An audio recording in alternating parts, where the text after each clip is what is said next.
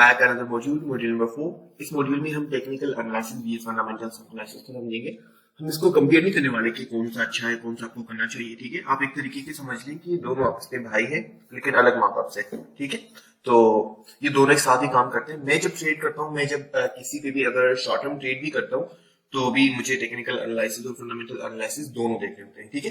तो मैं आपको सिंपली बता दूं, टेक्निकल एनालिसिस का मतलब ये होता है जो वो लोग यूज करते हैं जो स्कैल्पिंग करते हैं, जो ट्रेड करते हैं थोड़े टाइम फ्रेम के लिए किसी भी चीज को ट्रेड करते हैं, वो गोल्ड हो या स्टॉक मार्केट हो या हमारा क्रिप्टो क्यों ना हो, ठीक है। तो टेक्निकल एनालिसिस उसके लिए यूज करते हैं। मैक्सिमम लोग फंडामेंटल एनालिसिस उनके लिए यूज करते हैं, उस चीज के लिए यूज करते हैं जब वो लॉन्ग टर्म में इन्वेस्टमेंट कर रहे हो, ठीक है। ये ज्यादातर होता है बिटकॉइन, इथेरियम और स्टॉक मार्केट में ज्यादातर इन्वेस्टमेंट होती है। हमारे जो फॉरेक्स है उसमें ये चीज नहीं ज्यादा देखी जाती, लेकिन फिर भी देखना चाहिए। तो मेरा तरीका ये है कि अगर मैं किसी भी चीज में ट्रेड कर लूं तो उसके बारे में मुझे फंडामेंटली भी पता होना चाहिए, देखने तरीका भी पता होना चाहिए, हर एक चीज के बारे में मुझे पता होना चाहिए। नहीं मैं उसमें अपने पैसे डालूंगा तो वो बेशक छोटे टाइम फ्रेम में क्यों ना होना चाहिए, ठीक है। तो ये चीज आपने देखनी है। अगर आप ट्रेड मेरी तरह करना चाह रहे हैं, आप चाहते हैं कि आपको कोई लॉस ना हो, क्योंकि अगर हम शॉर्ट टर्म में भी ट्रेड कर रहे हैं, फॉर एग्जांपल हम किसी के बारे में, फॉर एग्जांपल अब लूना का सीन हुआ था, हम उसमें डेली डे पे ट्रेड करें, डेली बेस पे ट्रेड करें, 5 मिनट की ट्रेड हमने लगाई, ठीक है। हमें पता ही नहीं कि उसके फंडामेंटल्स क्या है, वो डंप होने वाला है 2 दिन बाद, ठीक है। हम तो स्कैल्पिंग करें ना, हमने तो एक दिन के लिए ट्रेड करना है और उसी दिन वो हमारे खिलाफ चला जाए तो ये चीजें हो जाती है कभी कभार। तो अगर आप किसी भी चीज में शॉर्ट टर्म ट्रेडिंग के लिए भी आ रहे हैं, लोग क्या करते हैं सिर्फ टेक्निकल यूज करते हैं, बट मैं फंडामेंटल्स एक बार देखने होते हैं यार, 5-10 मिनट भी नहीं लगते। जितना टाइम हमें टेक्निकल्स को चेक करने में लगता है उससे थोड़ा टाइम लगता है, बस थोड़ा सा ज्यादा टाइम लगता है।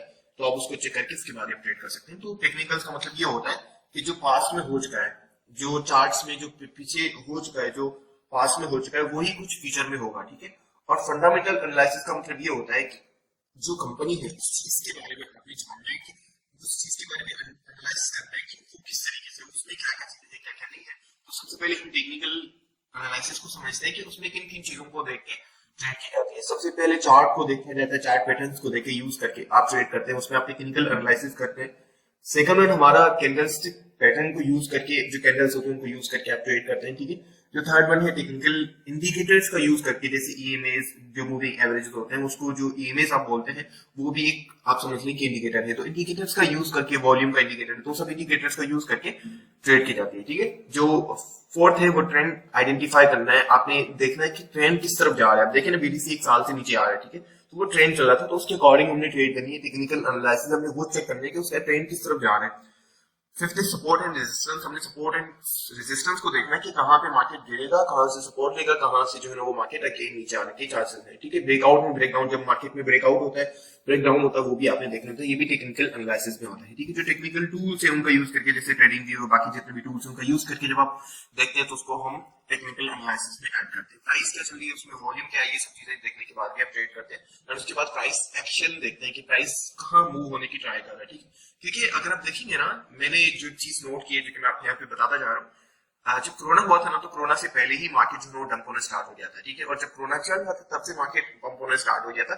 तो जब सिस्टम चल रहा होता है ना, तो अब बंदा ये सोचते है कि फ्यूचर में क्या आने वाला है, ठीक। जैसे कि मैं फॉर एग्जांपल, हमें न्यूज मिले कि भाई 2023 के एंड तक जो है कोई प्रॉब्लम होने वाली, कोई वायरस आने वाला है, तो मार्केट अभी से डंप रहेगा। तो जो बैड सिचुएशंस आती हैं, ठीक है, तो वो स्टार्ट से ही मार्केट, क्योंकि हम फ्यूचर को देखते हैं। अगर मैं इन्वेस्ट करूंगा ना तो देखूंगा क्या क्या होने वाला है, तो अभी से मैं उसके अकॉर्डिंग मार्केट में रिएक्ट करूंगा।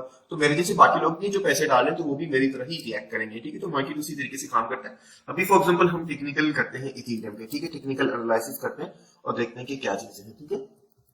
फॉर एग्जाम्पल अगर आपको टेक्निकल एनालिसिस करने हैं किसी भी चीज के बारे में, हम इथेरियम का कर लेते हैं, तो आपने क्या क्या चीजें देखनी है। फॉर एग्जाम्पल अगर आप इथेरियम में ट्रेड करना चाह रहे हैं, ठीक है, तो आप देखेंगे यहाँ पे कोई सपोर्ट तो नहीं बन रहा। अगर मैं बाइंग कर रहा हूँ, बाय करने के लिए देखूंगा, क्योंकि मैं देखूंगा कि सपोर्ट कहाँ पे। अगर मैं अपनी बाय कर ली है मैंने, ठीक है, उसके बाद मैं टारगेट्स लगाना चाहूंगा, तो मैं टारगेट्स किस तरीके से लगाऊंगा, मैं अपनी क्या चीजें देखूंगा, रेजिस्टेंस, एंड उसके बाद वहां पे कोई वॉल्यूम की कमी तो नहीं है, ये सब चीजें मैं देखूंगा। और उसके अंदर अभी राइट नाउ वॉल्यूम कितना है, वो सब चीजें देखने के बाद ही मैं उस चीज के अंदर इन्वेस्ट करूंगा, ठीक है, या उसमें ट्रेड करूंगा। तो टेक्निकल एनालिसिस का हम इंडिकेटर्स यहाँ से यूज करते हैं, ठीक है। सपोर्ट एंड रेजिस्टेंस इस तरीके से हम आइडेंटिफाई करते हैं। जैसे ये वाला रेजिस्टेंस है, अगर हम यहाँ पे देखेंगे, यहाँ पे एक सपोर्ट है, ठीक है, तो जब हम ये सपोर्ट रेजिस्टेंस वाली वीडियो देखेंगे तो वहां पे आपको ये सब चीजें समझ आ रही है। जैसे देखो, मैंने ये जैसे इथेरियम का चार्ट ओपन किया, तो यहाँ पे मैंने ऑलरेडी जो लगाया हुआ था, मैंने अपने हिसाब से जो टारगेट लगाया था, जो मैंने अपनी यहाँ पे ट्रेड ओपन की हुई थी लॉन्ग की, तो यहाँ पे क्या देखते हैं आप, मैंने ऑलरेडी जो है अपना रेजिस्टेंस यहाँ पे सेट किया हुआ है कि यहाँ पे एक रेजिस्टेंस है, ठीक है। तो ये टेक्निकल एनालिसिस इस तरीके से काम करते हैं। मैंने जो अपनी पोजीशन क्लोजिंग लगाई हुई है, मैंने यहाँ पे लगाई हुई है सपोर्ट से थोड़ा सा नीचे, ठीक है। तो इसी तरीके से आप टेक्निकल्स को यूज करते हो, टेक्निकल्स का यूज करके आप ट्रेड करते हैं। अब हम फंडामेंटल्स के ऊपर चलते हैं कि फंडामेंटल्स क्या चीज है। फंडामेंटल्स में जो सबसे पहली चीज है ना वो आपने देखनी कि अभी ग्लोबली इकोनॉमी क्या चल रहा है, सिस्टम क्या चल रहा है, वर्ल्ड वार तो नहीं आ रही, ग्लोबली कोई प्रॉब्लम तो नहीं है, ग्लोबली कोई चीज तो नहीं चल रही। समटाइम ग्लोबली सब चीजें हो रही थी। अब देखिए ना 2022 ग्लोबली सब कुछ गलत जा रहा था, क्रिप्टो करेंसी का कोई मसला नहीं था, ना ही जो है ना कोई लोकली पाकिस्तान का प्रॉब्लम था कि मतलब जो है ना वो हमारी गवर्नमेंट ने ज्यादा, वैसे भी गवर्नमेंट तो प्रॉब्लम बनता है, लेकिन ग्लोबली सब चीजें इकोनॉमी गिर रही थी, सबकी इकोनॉमी गिर रही थी, ठीक है।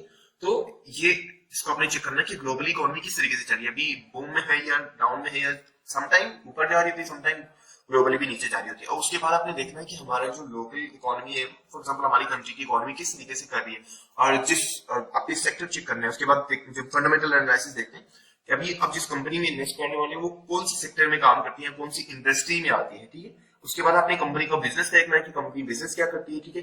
And qualitative and quantitative analysis आपने लाजमी करने हैं। ये जब हम वीडियोस में पहले डिस्कस कर चुके हैं, क्वालिटेटिव और क्वांटिटेटिव एनालिसिस क्या होते हैं, फंडामेंटल एनालिसिस और टेक्निकल एनालिसिस है, तो ये भी एक तरीके से एक साथ ही काम करते हैं।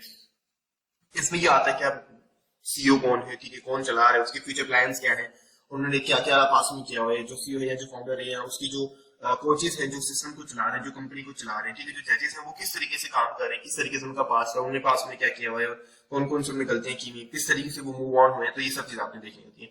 उसके बाद अपने बैलेंस शीट देखनी है किसी कंपनी की, अगर आप उसमें इन्वेस्ट करें तो उसमें बैलेंस शीट उसकी आपने देखनी है किस तरीके से है, प्रॉफिट एंड लॉस अकाउंट आपने देखनी है, ठीक है, कैश फ्लो स्टेटमेंट आपने लास्ट में देखनी है, यही सबसे ज्यादा इंपॉर्टेंट होता है, ठीक है। एंड उससे ज्यादा भी इंपॉर्टेंट होता है एनुअल रिपोर्ट क्या है उनकी, ठीक है।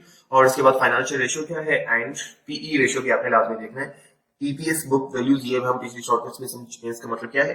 मैनेजमेंट एनालिसिस भी आपने करनी है कि उनका मैनेजमेंट सिस्टम किस तरीके से काम कर रहा है, वो किस तरीके से मैनेज करें, क्योंकि बिजनेस का सबसे ज्यादा जो मेन चीज होती है वो मैनेजमेंट होती है कि वो किस तरीके से बिजनेस को मैनेज कर रहे हैं।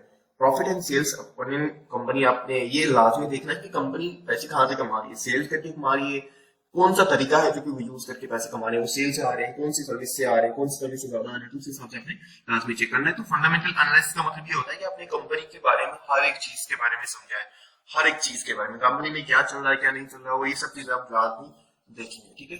और यहाँ पे क्वेश्चन निकलता है, काफी लोगों के माइंड में आता है, जो पहले मुझे आता था कि हम ये कहाँ से देख सकते हैं। जब आप स्टॉक मार्केट में इन्वेस्टमेंट करेंगे, तो जब हम स्टॉक मार्केट वाली कोर्स क्रिएट करेंगे तो उसमें मैं आपको बताऊंगा कि आप किस तरीके से चेक कर सकते हैं। बाकी क्रिप्टो का सिंपल है बहुत ही, उसके लिए हम क्या करेंगे, ओके तो आपने किसी भी कॉइन के बारे में अगर फंडामेंटल एनालिसिस देखने हैं, ठीक है, तो उसके लिए आपने क्या करना है, यहाँ पे आने, जैसे हमने इथेरियम के टेक्निकल्स देखे तो अब उसके हम फंडामेंटल्स देखेंगे कि फंडामेंटल्स क्या है, ठीक है।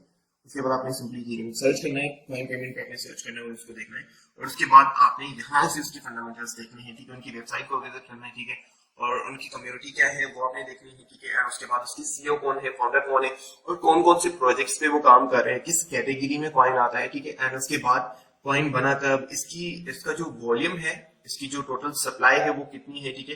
एंड उसके बाद जो सबसे जरूरी बात कि इसकी टीम क्या है, टीम के पास क्या है, टीम ने क्या क्या चीजें उखाड़ी है, क्या क्या चीजें की नहीं है उन्होंने, ठीक है। और उसके बाद इसकी टोटल जो सप्लाई है वो कितनी है, ठीक है, टोटल मार्केट के अंदर जो इथेरियम है वो कितने हैं, ये चीज आपने लास्ट में देखनी है, क्योंकि यही इंपॉर्टेंट चीज है। उसके अकॉर्डिंग आपने मार्केट के अंदर देखना है कि मार्केट के अंदर टोटल वॉल्यूम कितना है, ठीक है, टोटल ओवरऑल मार्केट में जो मार्केट कैप क्या है, ठीक है। और उसके बाद इथेरियम डोमिनेंस क्या है, या जो वो कॉइन है उसकी डोमिनेंस क्या है, ठीक है, वो यहाँ पे आपको मिल जाती है। मैं इसको थोड़ा सा नीचे ले आता हूँ, वो यहाँ पे आपको मिल जाती है कि इसका टोटल मार्केट के अंदर इसका कितना किरदार है। जैसे यहाँ पे डोमिनेंस आ रही है 18.44%, टोटल मार्केट में जितना पैसा लगा हुआ उतना ये जो 18% है वो इस कॉइन में, इस प्रोजेक्ट में लगा हुआ है, ठीक है। तो फंडामेंटल्स में और भी बहुत सारी चीज आती है, जब हम ये वीडियो देखेंगे अलग से कि आप किस तरीके से किसी भी प्रोजेक्ट को टेक्निकल्स के अलावा फंडामेंटल्स चेक कर सकते हैं, उसमें हम और एक्सप्लेन करेंगे और ज्यादा डिटेल्स में हम जाएंगे। Okay, thank you so much, मिलते हैं नेक्स्ट मॉड्यूल में। आई होप आपको समझ आ गया होगा कि आप टेक्निकल्स एंड फंडामेंटल को चेक करके किस तरीके से ट्रेड कर सकते हैं। आई एडवाइस यू कि आप दोनों चीजें करें, ठीक है।